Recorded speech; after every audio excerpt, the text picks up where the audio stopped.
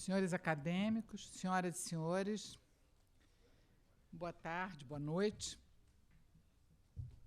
É com alegria que damos início a um novo ciclo de conferências, esse que já vem se tornando tradicional, repetido ano a ano, sob o título de A Memória Reverenciada, em que, numa série de palestras, vamos relembrar alguns dos nossos confrades que nos antecederam e que este ano comemoram datas redondas.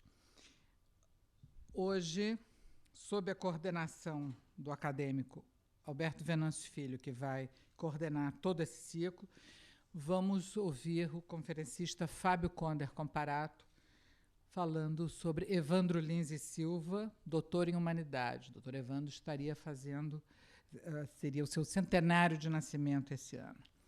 Eu passo, então, a palavra a Alberto Venâncio, que vai fazer a introdução e a coordenação do ciclo. Senhora Presidente, senhoras e senhores acadêmicos,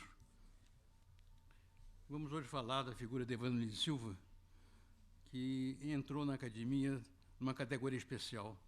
Quando se criou a academia em 1897, os fundadores quiseram dar o nome de Academia Brasileira de Letras para ressaltar o aspecto literário. Mas já na ocasião, Joaquim Nabuco levantava a tese que a academia teve as grandes figuras da magistratura, da política, do direito, o que passou a se chamar expoentes. E logo no ano seguinte era eleito o Barão do Rio Branco, que se tornaram expoentes pela vitória na questão das missões. Evandro Lins e Silva é um desses expoentes, desta longa elenco de grandes figuras, e realmente o expoente não se candidata, é uma pessoa tão notável que vai se cantar. E realmente, pelo que eu conheço, Evandro Lins e Silva não tinha pensado em entrar para a academia. Ele estava com 85 anos, uma carreira vitoriosa na magistratura, no direito, um grande advogado, e houve aqui nesse auditório um espetáculo interessante. Estamos comemorando o centenário da academia, em 1997, e houve uma conferência sobre os acadêmicos, os juristas da academia, e Evandro estava na plateia. Ao final da conferência, na época que se fazia perguntas, um interlocutor perguntou ao conferencista o que ele achava da pena de morte. E o conferencista declarou, coisa muito simples, mas aditou: quem está no plenário, ministro Leoncinho, é grande autoridade para falar sobre a pena de morte. E Evandro Lins e Silva fez uma exposição muito rápida com a competência que lhe era peculiar. Eu estou certo que, nesse momento, surgiu a centelha no espírito de Evandro Lins e Silva e no espírito dos acadêmicos. E um ano depois ele era eleito à academia, um período muito curto. Foi um acadêmico exemplar, assíduo às sessões, um grande conversador no chá, e participou em várias ocasiões com a sua veemência e com a sua cultura, de modo que foi realmente uma expressão por um período muito curto, mas que muito honrou a academia. Logo após a sua morte, ele foi sucedido pela acadêmica Damaris Machado, que fez um belo discurso de elogio e com uma expressão que eu acho muito bonita: Evandro era um impecável cidadão brasileiro. Hoje, no seu centenário, vamos ouvir a palavra do professor Fábio Conder Comparato. O pessoal, o grupo do mundo jurídico, não precisa de apresentação, tal destaque que ele alcançou nesses anos, mas vamos falar umas referências ao que da sua vida, doutor em Direito pela Universidade de Paris, a sua tese de concurso e foi editada pela universidade, que era raríssimo, e depois teve um prêmio também na Faculdade de Direito, voltou ao Brasil, foi ser secretário jurídico do Supremo Tribunal Federal e fez um brilhante concurso na Faculdade de Direito, defendendo uma tese, o poder de controle na sociedade anônima, que é até hoje um trabalho original e apreciado. Era um assunto que não era tratado pela doutrina, pela legislação, e a legislação que veio depois o acolheu. Mas ele não se limitou a esses aspectos puramente jurídicos, foi membro da Comissão de Justiça e Paz de São Paulo, fundou em 2002, com a professora Maria Vitória, uma escola de governo para formar especialistas em políticas públicas, e tem depois uma obra muito grande no sentido do pensamento filosófico e social. É um livro, A Ética, que é verdadeiramente um tratado da ética em quase 60 páginas, e mais recentemente o livro Uma Justiça. Todas elas criando um pensamento muito forte, muito elegante e uma conduta moral impecável. Por isso eu tenho o maior prazer de dar a palavra ao professor Fábio Comparato.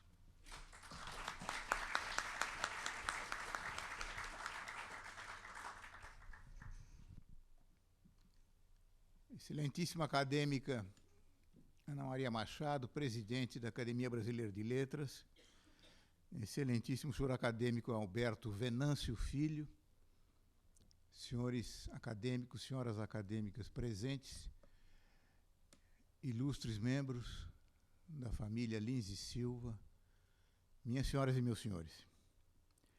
Esta academia tomou uma sábia decisão ao escolher Evandro Lins e Silva como um dos seus integrantes.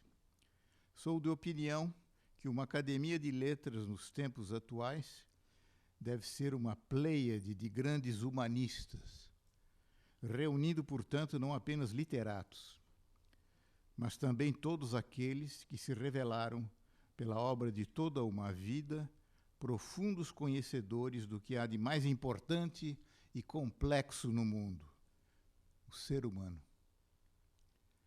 O conhecimento do homem, com efeito, não pode ser feito a partir de um só ângulo de análise.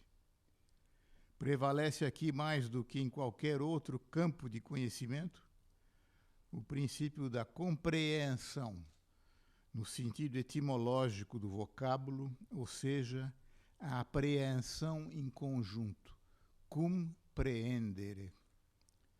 O objetivo desta minha exposição é demonstrar como o humanismo da atividade advocatícia, em seu nível mais elevado, tal como o que atingiu Evandro Lins e Silva, tem as mesmas raízes espirituais que o da criação artística. É sabido que a centelha que iluminou o espírito de Sócrates, fazendo-o conceber a filosofia, isto é, literalmente o amor do saber, foi a famosa inscrição na fachada do templo de Apolo em Delfos: conhece-te a ti mesmo.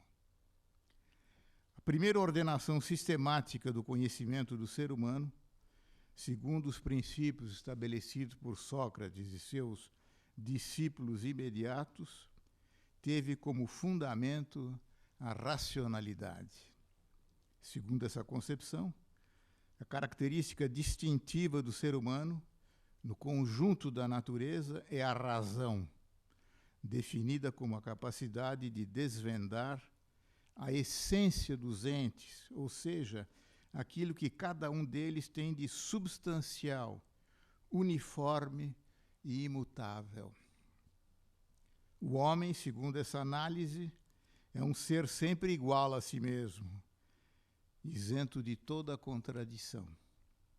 A razão humana, na concepção socrática, longamente desenvolvida por Platão, seria a parte superior da alma, enquanto os sentimentos formariam sua parte inferior.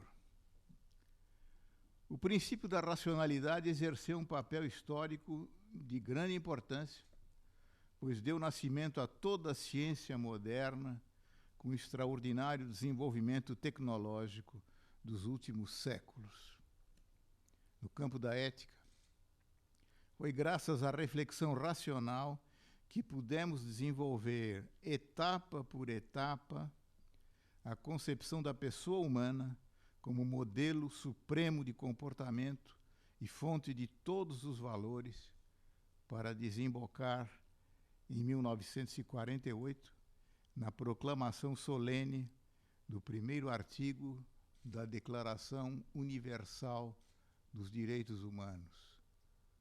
Os seres humanos nascem livres e iguais em dignidade e direitos. São dotados de razão e consciência e devem agir uns em relação aos outros com espírito de fraternidade. É preciso, no entanto, reconhecer que essa concepção racional do ser humano, uniforme, imutável, sempre igual a si mesmo, não foi a única. Muito antes dela, outra surgiu e desenvolveu-se até hoje no curso da história.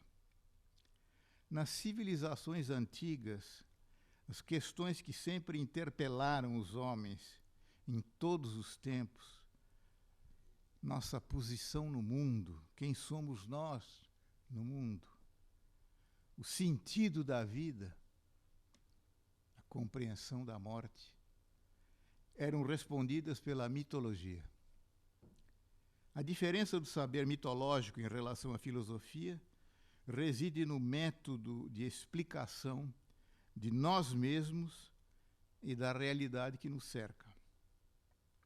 A mitologia procede por alegorias e simbolismos. O relato mitológico parte dos fatos concretos da vida cotidiana para propor uma reflexão analógica sobre aquilo que ultrapassa o nosso entendimento. Já a filosofia, desde a invenção do método socrático, procura antes despir a realidade de todo o seu aparato externo, contingente e superficial, a fim de apreender a essência das coisas. Assim, enquanto a mitologia abunda em polissemias, pois o inacessível pela razão raciocinante deve ser compreendido de forma comparativa ou analógica, a filosofia, tal como a inventou Sócrates, é toda fundada, de um lado, no conceito, vale dizer, no uso de termos unívocos para designar separadamente cada objeto de reflexão. E, de outro lado, no princípio de identidade ou não contradição, no sentido de que nada pode ser e não ser ao mesmo tempo. Na visão mitológica do mundo, não é apenas a razão que governa o homem, são também os sentimentos. Eis porque a mitologia, em todas as civilizações, esteve na origem da literatura artística. Os grandes mitos antigos foram apresentados sob a forma poética, valendo lembrar que poiesis, na língua de Homero, significa criação ou composição. No século de Péricles, no V a.C., a invenção da tragédia abriu um caminho novo e inesgotável para a dramaturgia. Muito antes da psicanálise, os autores trágicos, inspirados pela riquíssima tradição da mitologia helênica, fizeram a primeira grande introspecção nos subterrâneos da alma humana, povoados de paixões, sentimentos e emoções de caráter irracional e incontrolável. Exatamente pela importância fundamental que a mitologia sempre atribuiu aos sentimentos, a filosofia socrática a ela se opôs de forma radical. Platão excluiu os literatos, poietes, da sua polis ideal, pois eles estimulariam o desenvolvimento da parte inferior da alma, enfraquecendo a razão. Ora, o saber mitológico não apenas deu origem à criação artística, mas também influenciou em muito a filosofia moderna. Lembre-se apenas o exemplo de Nietzsche, que, reagindo ao cientificismo superficial do século XIX, desenvolveu todas as suas reflexões no estilo mitológico.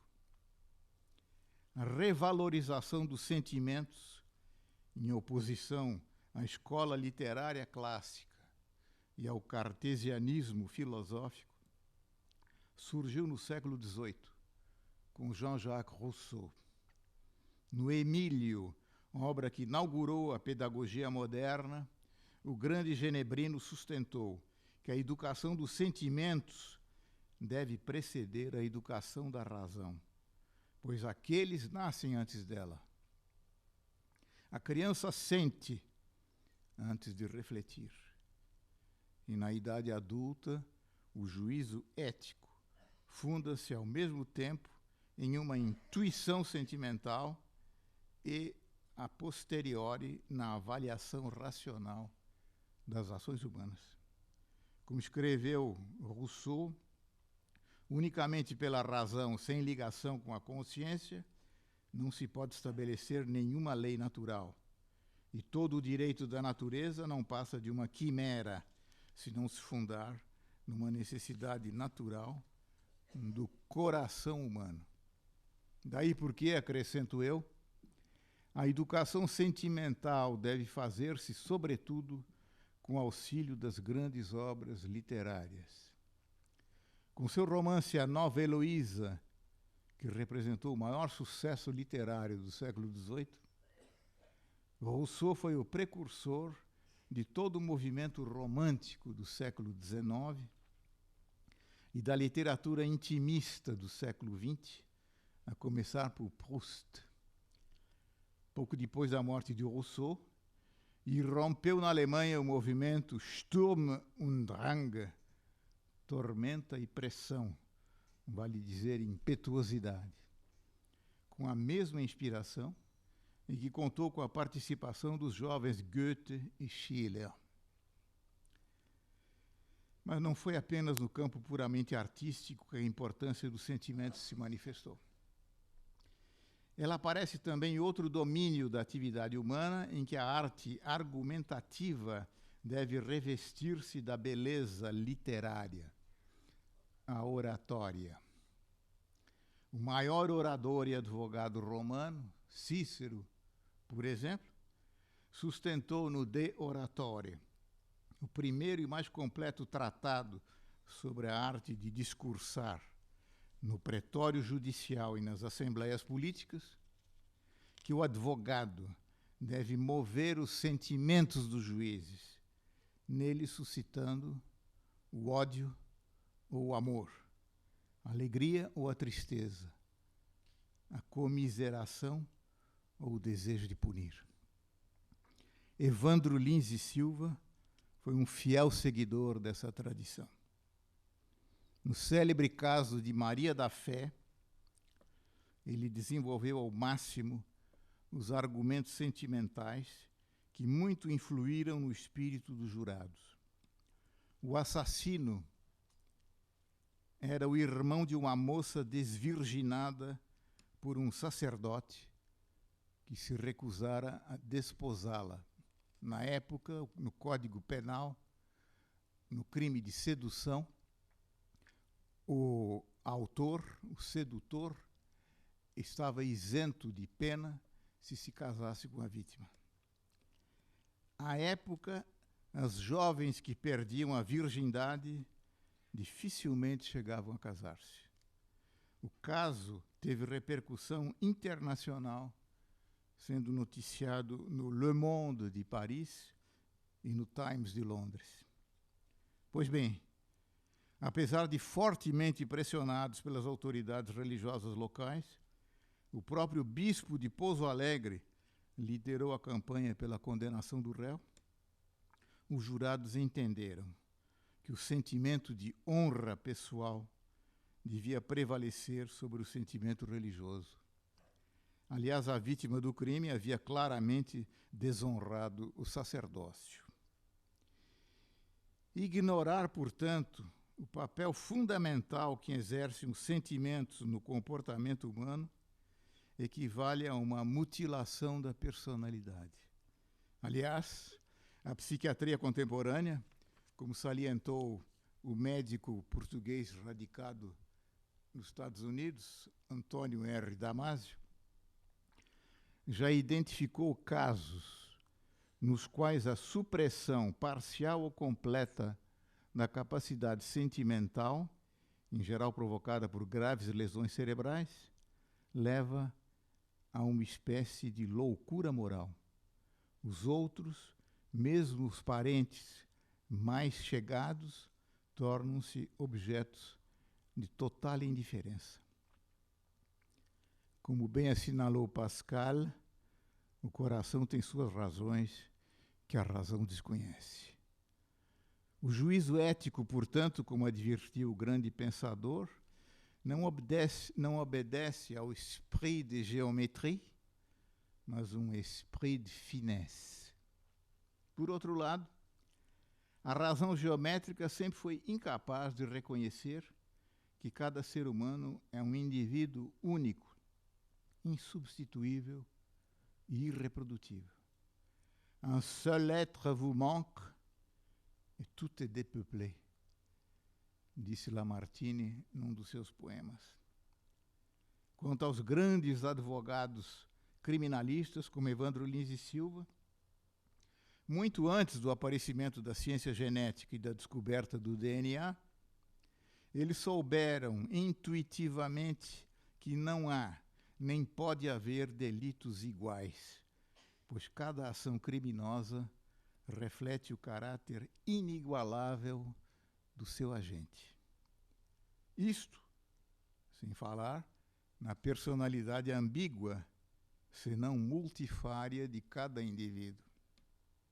Nunca é demais relembrar que o termo latino persona, tradução do prosopon grego, significava originalmente a máscara teatral, pois os atores eram todos do sexo masculino e eles eram reconhecidos pela plateia por uma máscara sempre a mesma, inclusive de mulheres. Essa máscara identificava cada personagem. Pois bem, a oposição e até mesmo a confusão entre as múltiplas máscaras que exibimos, todos nós, na vida cotidiana e a nossa personalidade íntima, foi longamente discutida pelos estoicos, já naquela época. Haverá um tempo, escreveu Epicteto, em que os autores trágicos acreditarão que suas máscaras prósopa são eles mesmos. Aliás, um dos ensinamentos mais importantes da mitologia grega é que ninguém pode ser considerado inteiramente bom ou inteiramente mau. Há sempre dentro de cada ser humano, a exemplo do que ocorria com as divindades antigas, um insuperável conflito entre tendências eticamente contraditórias. Vale dizer, temos todos, de modo mais ou menos aparente, uma dupla personalidade.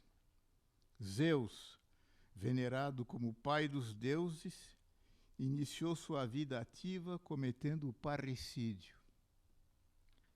O mesmo destino, embora inconsciente, maculou a vida de Édipo, interpretada nas imortais tragédias de Sófocles. Medeia, esposa e mãe amantíssima, não hesitou em matar seus filhos como vingança pela traição conjugal de Jasão. A literatura ocidental somente veio a incorporar essa grande verdade na segunda metade do século XIX, com os romancistas russos, em especial Dostoiévski. A comparação com o seu contemporâneo Charles Dickens, por exemplo, mostra uma oposição completa de visões do mundo. Os personagens do autor inglês são todos e cada um deles inteiramente bons ou inteiramente maus. Dificilmente encontramos um medíocre. Dostoiévski, bem ao contrário, fez questão de ilustrar, notadamente em Crime e Castigo, os irmãos Karamazov, que alguém pode ser anjo e demônio ao mesmo tempo. Aliás, como advertira Pascal, l'homme n'est ni ange ni bête. Et le malheur veut que qui veut faire l'ange fait la bête. Em outros termos, como expressou elegantemente Fernando Pessoa, temos todos que vivemos uma vida que é vivida e outra que é pensada. E a única vida que temos é essa que é dividida entre a verdadeira e a errada. Em nossa literatura, há dois exemplos famosos de personalidade ambígua nas figuras emblemáticas de Capitu e de Adorim. Quanto à primeira, se Machado soube criar, com mão de mestre, uma insuperável dúvida sobre o real adultério, ele não deixou de sugerir que o ato reprovável foi efetivamente vivido em imaginação pela esposa infeliz. O grande escritor explicou, de certa maneira, esse mesmo dualismo em seu conto O Espelho, no qual o narrador assevera a seus ouvintes espantados que cada um de nós possui duas almas.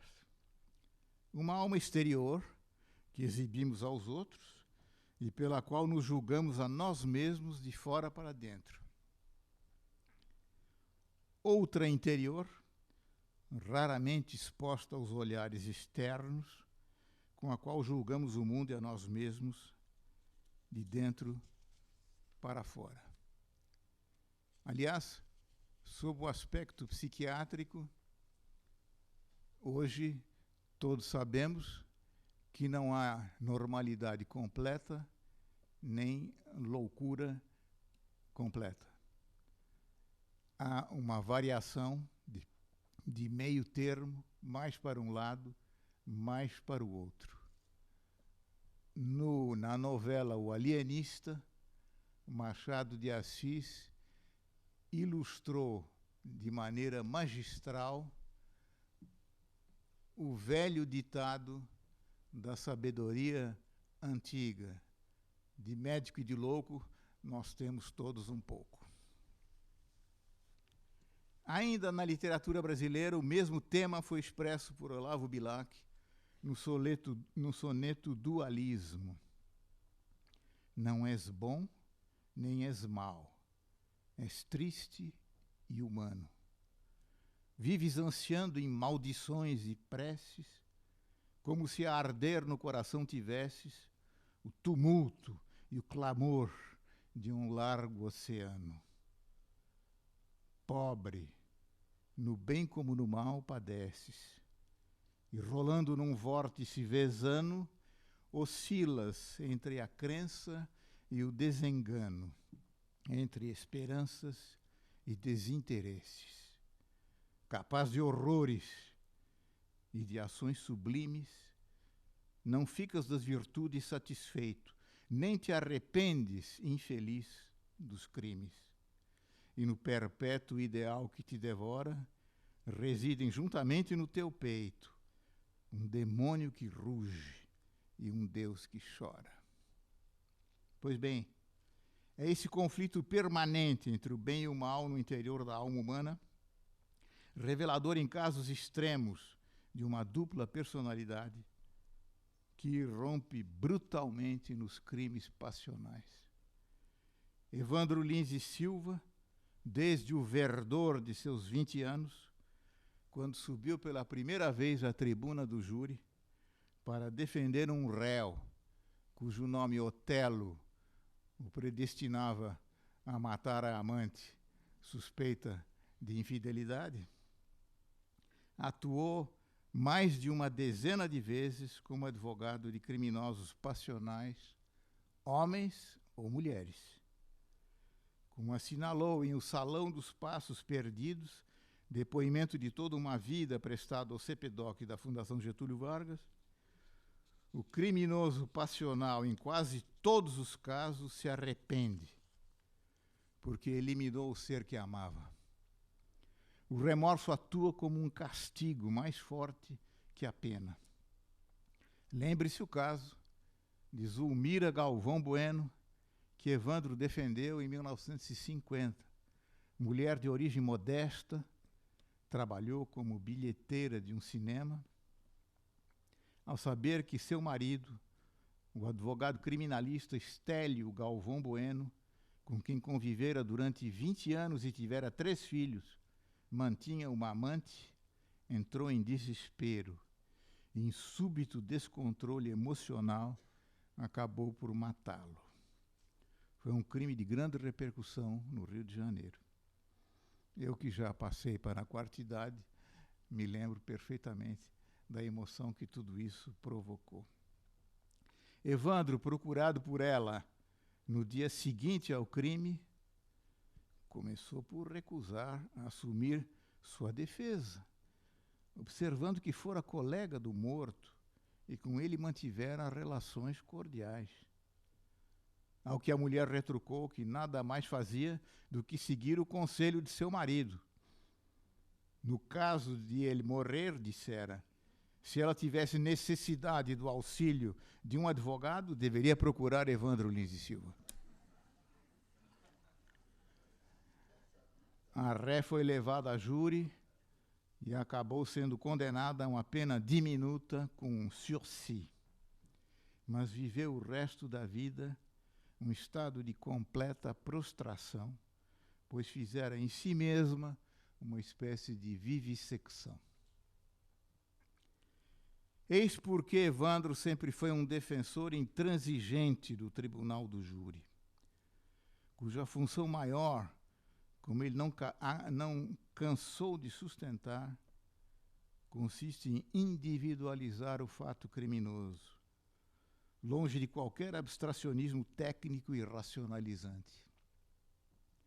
O processo perante o Tribunal Popular nunca é uma fria e descomprometida análise de fatos passados, mas a reencenação dramática de tragédias já vividas. O crime imputado ao réu é, de certa maneira, representado conjuntamente por jurados, promotor, advogados e testemunhas. Todos ocupam a cena para desempenhar sua parte do enredo. O juiz togado é mera contra-regra. É ele quem indica as entradas e saídas dos atores. Ainda aí, como se vê, a aproximação entre a literatura e a atividade de advocacia é evidente. É que o profundo conhecimento da alma humana revelado pelos grandes literatos e advogados, ao invés de proceder da pura reflexão analítica e dedutiva, tem origem na intuição, tão louvada por Henri Bergson.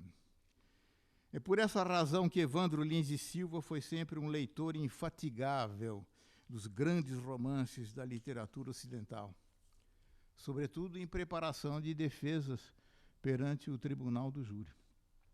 Quando sua estreia como advogado, no já mencionado caso do promotor Otelo, que matara sua amante por ciúmes, Evandro leu e releu várias vezes a famosa tragédia de Shakespeare.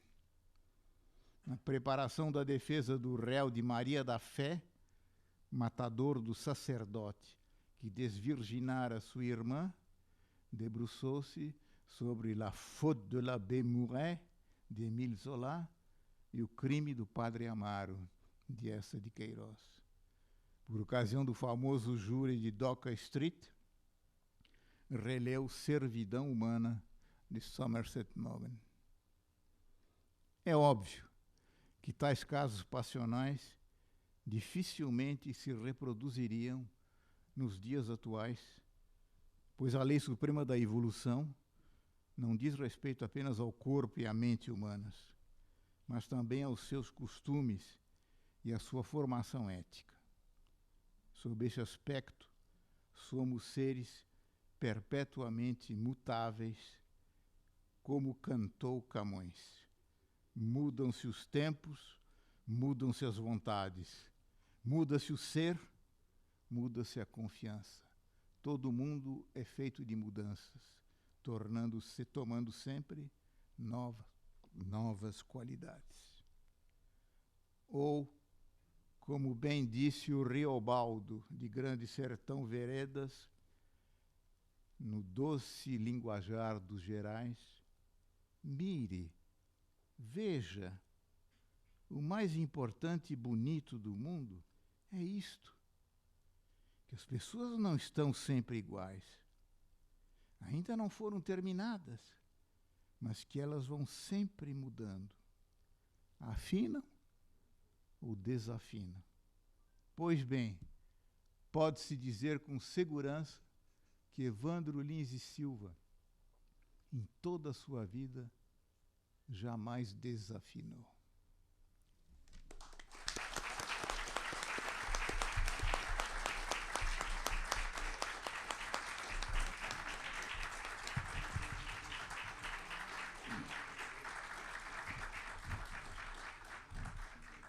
diante dessa aula magna de erudição, eu acho que só caberia o silêncio.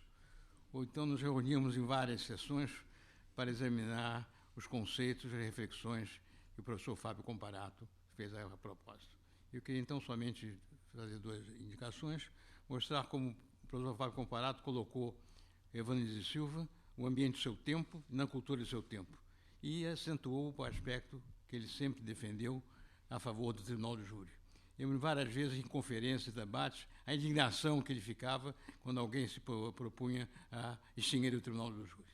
De modo que queremos agradecer ao professor Fábio Comparato essa magnífica aula, esperando que em outras vezes em São Paulo eles venham nos ilustrar com a sua cultura e com a sua inteligência. Muito obrigado.